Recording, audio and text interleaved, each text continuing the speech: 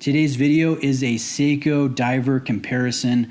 We've got two very interesting, very beautiful ISO 6425 compliant dive watches right around $600 from Seiko. These are completely designed and executed in-house that I want to compare today. And both of these are on loan from Mimo's Jewelry.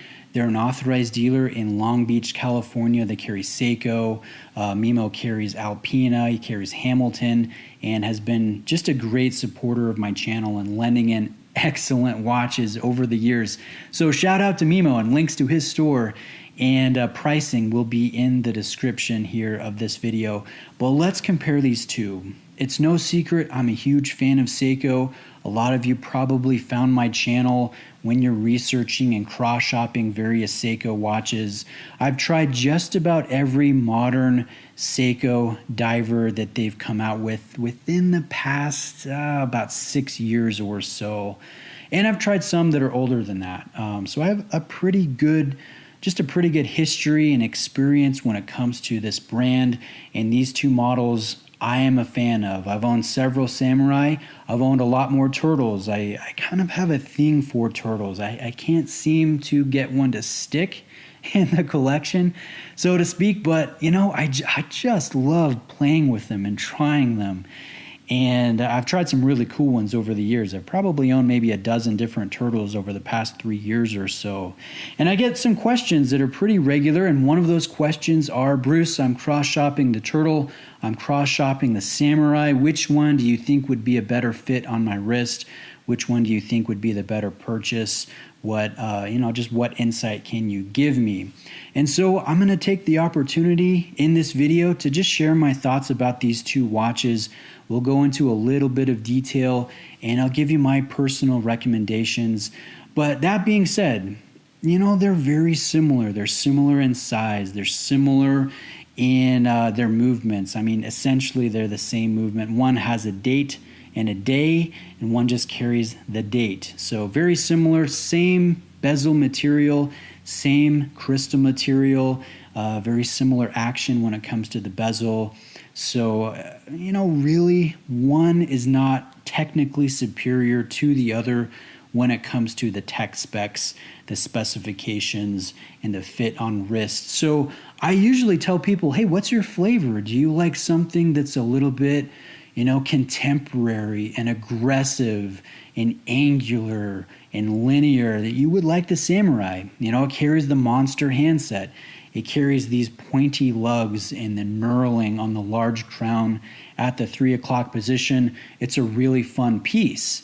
If you like something that's, more heritage inspired, I would say more quintessential or classic Seiko when it comes to the cushion case, the crown at the 4 o'clock position, the traditional handset, then yes, definitely you would like the turtle. So, that's the main thing that I say to people that reach out to me. What's your flavor? Which one do you think you would enjoy more? I enjoy both, but I'm partial again to the turtle. There's something about the cushion case. There's something about the crown at the 4 o'clock position that just works so well. And Seiko, I have a lot of respect for them because they are so original. They're not drawing design inspiration from any other company, and they're producing everything in-house, down to the luminescent formula here, which I think is the best in the business. Now, the turtle and the Samurai, they don't have the best application of Lume Bright. I would say, in my experience, the Tuna has been by far the best lume on any Seiko diver that I've tried. The Marine Master is excellent. The Sumo is exceptionally good. And different models, have different levels of execution. These ones look great in low light, as you guys can see. Not the most potent, but certainly, if you like lume, you're going to love these two watches, no doubt about it. So, I love so many things about Seiko, from the originality to the practicality, the comfort and fit on wrist. Now, these are pretty substantial watches.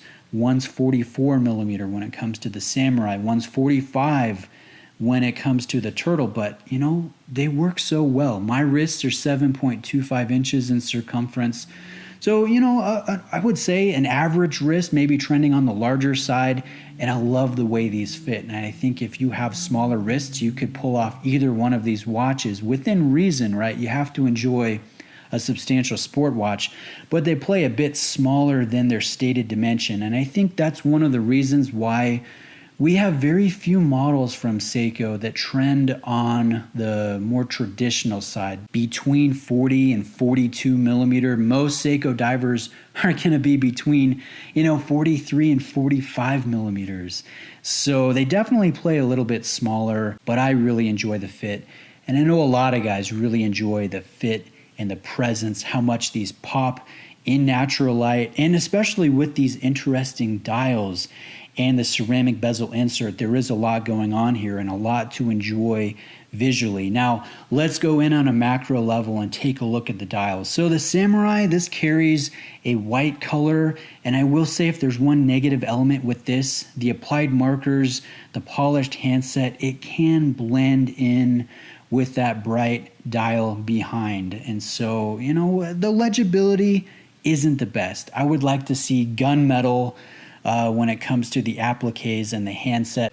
Now, when it comes to the Turtle has one of the most interesting dials that I've seen from them. And Seiko is very well known for doing just very intricate and interesting dials across their price point, across the spectrum of product that they offer. Whether you're looking at a Prospex level ISO 6425 compliant diver like this one, or you're looking at Grand Seiko, or you're going up to Creedor, they really display a sense of prowess and just great craftsmanship when they're with their dial work, And this one is one of the most interesting. There's so much going on here.